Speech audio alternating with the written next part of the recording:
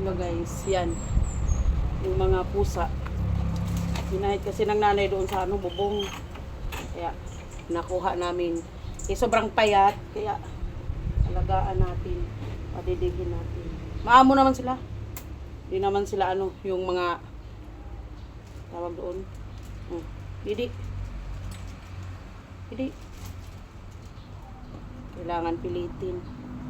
Para makadidi. Ba't ayaw bumuka? Padidihin. Ayan padidihin natin. Kasi, sobrang payat. Hindi naalagaan ng nanay. Ba't ayaw dumidi?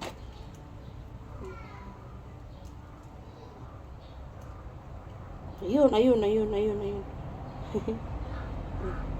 Ano man. Dropper siguro.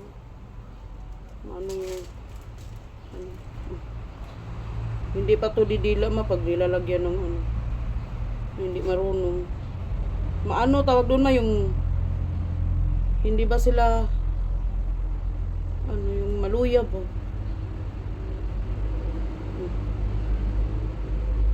dumidila-dila lang. Kuha ako ng dropper sa loob, tika lang. Sasarado ko kasi baka yung ng nanay. Bahit na naman.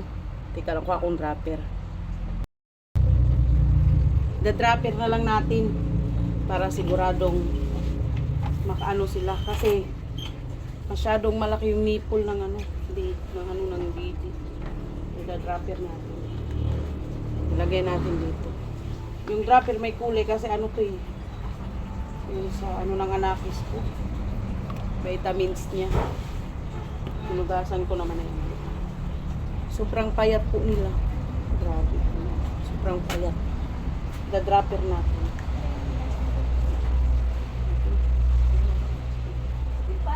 Ayun guys. Ayun. Uy, gutom na gutom. Ayun di ba? Mabubuhay to.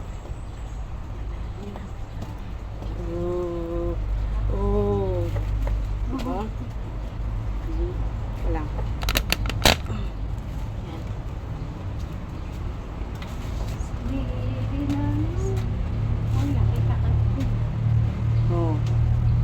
Diba? Gutom na gutom yung tawon kasi ang papayat. Hindi sila marunong maglaklak yan? Hindi. Try ko nga kung marunong na. Hindi pa siguro to marunong. Ayun Hindi pa sila marunong.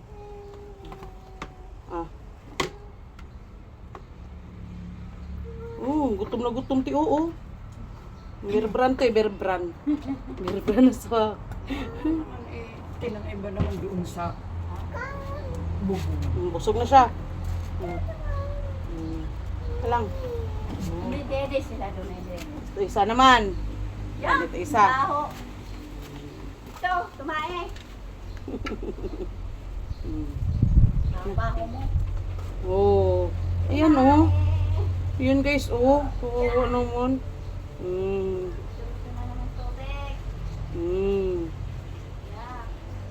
Bear brand to, bear brand. Na. Diba? May buhay rin kasi to guys, diba? Nakakaawa rin. Bubuhay to. Kasi umiinom ng gatas. Pagtsatsagaan lang to. Hindi naman to habang buhay na Hindi naman to lang araw lang to. Uy, ang cute ng isa.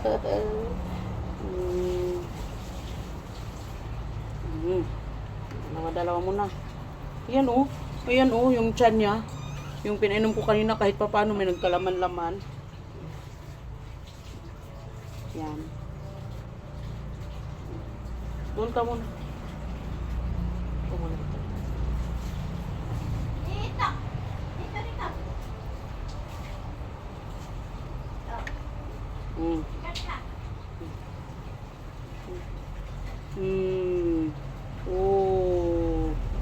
Gutom na gutom ka ba? Kawawa ka naman. Ayun guys, oh. Ayun guys, oh. Gutom talaga sila guys. Ayun guys, oh. Oh guys, oh. Kita nyo? Oh. Ang bilis. Dito lang. Ito, last na, last. Last, sorry.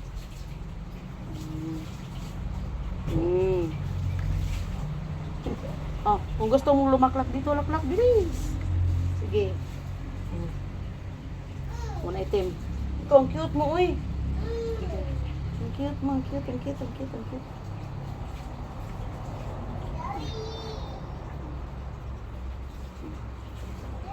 Sige na. Silite.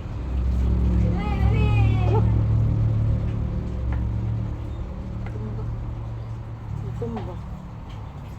Eh, babasa tayo. Tumba. Kanani ka na. Kanani ka na. Ano yan? Ito na.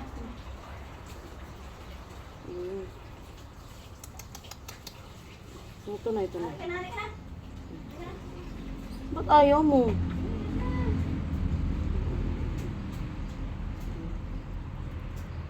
Ayun, uminom na siya guys. Sige. Ito na. Ayun. Ayun. Oh, last. Sayang. Oh, sige. Gusto siguro nila umano. Tignan nyo guys. Gusto yata nilang lumaklak. Sige na. Ito na laklak. Sige.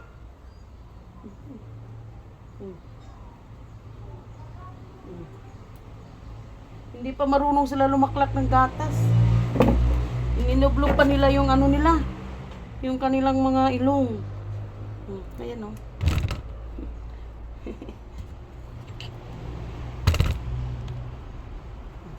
Sige.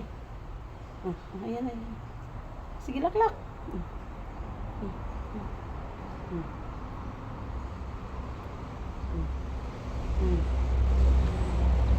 Oh, ayan. Kahit pa paano.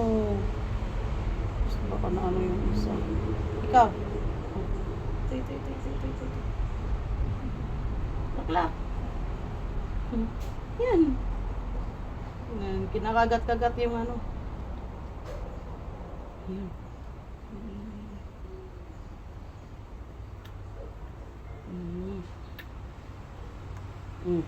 Ayan o.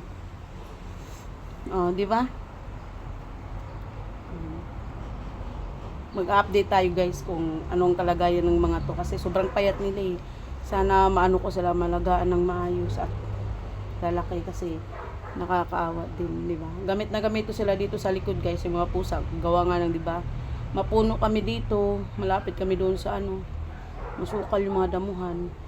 Kahit pa paano, itong mga nandito, active na active sila pagdating sa mga gumagalaw-galaw. Alam nyo na, yung mga ahas-ahas na yan. Okay to sila, wala so silang ano, mga ano sila yung mga malalaki dito. Okay na okay sila maghunting ng mga ganyan. Kaya mas maganda na mayroon tayong mga alaga sa bahay. Siyempre, yung mga masasamang elemento, sila rin yung nagtataboy. Kaya, alagaan natin to guys. Sana, ano sila, lumaki silang malusog. Sige guys, update tayo. Siya. Yan. Pinakuha ko sila sa bubong guys. Kasi nga, dinala kasi sila ng nanay nila doon sa bubong. Kaya ano mahirap kasi nga 'di ba mainit ang panahon. Ayan oh, ayan oh, ang init-init. Ano na nga ngayon, alas 3 na mainit. Paano na lang kaya kung ano sa tawag doon yung tanghaling tapat talaga ang init, 'di ba? Nakakaawa sila. Pinapaano ko na rin sila ng gatas. Yan. Kinukulong ko sila diyan para hindi na sila maano ng nanay nila, mabahit uli. Kasi kung sa bubong, kung saan niya dadalhin, baka mga matay, sayang naman ang mga to. Ayan no. Nakakaawa naman. Ayan sila guys. Ang papayat nila, pero inaano ko na sila ng gatas. Sana magiging okay sila. Ayan oh, ang cute nung isa. Yung nasa ano doon, ang cute. Ayan oh. Siya yung pinaka-cute sa kanilang 5 kasi sila guys. Ayan yung nanay. Minsan lang kasi niya mano doon sa bubong. Minsan lang niya mapuntahan. Kaya ang papayat, nakakaawa naman. Maganda nang dito sila kasi mapano ko sila ng gatas. Mamaya, bibigyan ko na naman uli sila ng gatas. Ayan, lumapit yung nanay. Pinapasok ko yung nanay sa loob para padidihin niya yung mga anak niya. O, ayan. Padidihin mo muna yung mga anak mo, oh. Pero nakadidi naman na to, guys. Ayan, naghahanap siya ng malabasan niya. Padidihin mo muna yung mga anak mo. Pero nakadidi na to, isa na magpapadidi siya. Sige, padidihin mo muna, ha? Kasi nakakaaway, wag mo ibahit kung saan-saan. Hindi natin mamonitor, kawawa naman. Padidihin mo kasi mamaya pakainin kita. Ha? Padidihin mo muna yung mga anak mo, hindi kita titingnan. Hindi ko muna titingnan, guys, baka naiilang siya. Sige. Ayan, guys, binabalikan ko siya. Pinapadidi niya yung mga anak niya.